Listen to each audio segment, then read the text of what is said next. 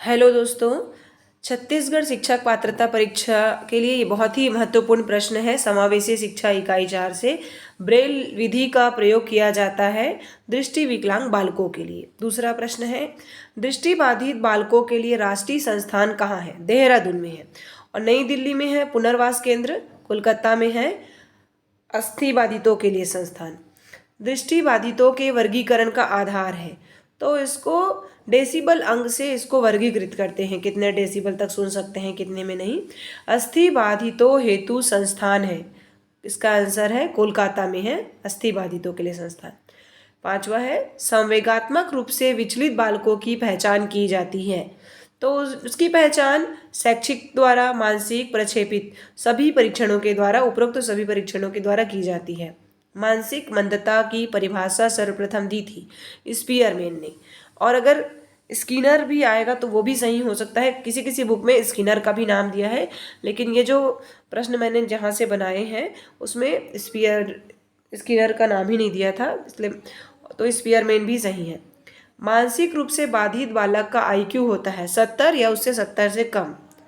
संवेगात्मक विकसित बालकों का मुख्य कारण है वंशानुक्रम भी हो सकते हैं, जेनेटिक्स और वातावरण भी, दोनों दोनों। निम्नलिखित में से कौन सा बधिरता का प्रकार नहीं है?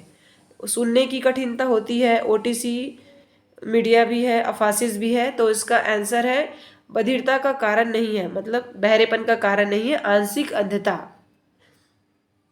मानसिक बाधित बालकों को शिक्षा दी जाती है, समन्वित शिक्षा, मुख्य धारा की शिक्षा, विशिष्ट शिक्षा, उपयुक्त सभी। तो इसका आंसर है विशिष्ट शिक्षा। जो मानसिक बाधित बालक होते हैं उनको हम मुख्य धारा की शिक्षा नहीं दे सकते, नहीं समन्वित शिक्षा दे सकते, उनको विशिष्ट शिक्षा की आवश्यकता होती है। अस्थि बाधित बालकों को शिक्षा दी जाती है। अस्थि बाधित बालक मतलब वो सामान्य विद्यालय में भी पढ़ सकते हैं, मुख्य धारा में, समन्वित शिक्षा, सभी प्रकार से हम उनको शिक्षा दे सकते हैं। असामाजिक असुविधात्मक बालक होते हैं, जो असामाजिक रूप से असुविधात्मक होते हैं वो है सांस्कृतिक असुविधात्मक कहलाते हैं। वो अधिगम असमर्थ भी नहीं होते हैं, शारीरिक रूप से बाधित भी नहीं होते, मानसिक मंदित भी नहीं होते हैं, शारीरिक वो सांस्कृतिक असुविधात्मक होते हैं। संवेगात्मक विक्षिप्त बालक संबंधित होते हैं। संवेगात्मक विक्षिप्त बालक आपराधिक गतिविधि से संबंधित होते हैं। वो दृष्टि बाधिता का मुख्य कारण है, इसका भी वही कारण है कि वातावरण भी इसके घटक हो सकते हैं और वंशानुक्रम भी हो सकते हैं, तो उपयुक्त दोनों। अस्थि बाधितों को कहते हैं, अस्थि बाधितों को कहते हैं शारीरिक रूप से बाधित और अपंग, दोनों कहते हैं इसको। दृष्टि बाधितों की शिक्षा का प्रावधान है, दृष्टि बाधितों के लिए विशिष्ट शिक्षा की आवश्यकता है, क्योंकि वो देख नहीं सकते, तो उनके लिए ब्रेल लिपि है ना। श्रवण बाधित वर्ग के होते हैं, श्रवण बाधित होते हैं गंभीर रूप से बाधित, कम बाधित, मंद बाधित और उपयुक्त सभी, तो इसका आंसर है उपयुक्त सभी। मानसिक रूप से विकलांगों के लिए निम्नलिखित में से कौन सा सहायक नहीं है? मानसिक रूप से विकलांगों के लिए अध्यात्मवादी सहायक नहीं है, बाकी उनके लिए मनोवैज्ञानिक की आवश्यकता होती है, मनोचिकित्सक भी आवश्यकता होती है, व्यावसायिक परामर्शदाता की भी आवश्यकता होती है। निम्नलिखित में से कौन सी विशेषता पिछड़े बालक की नहीं है?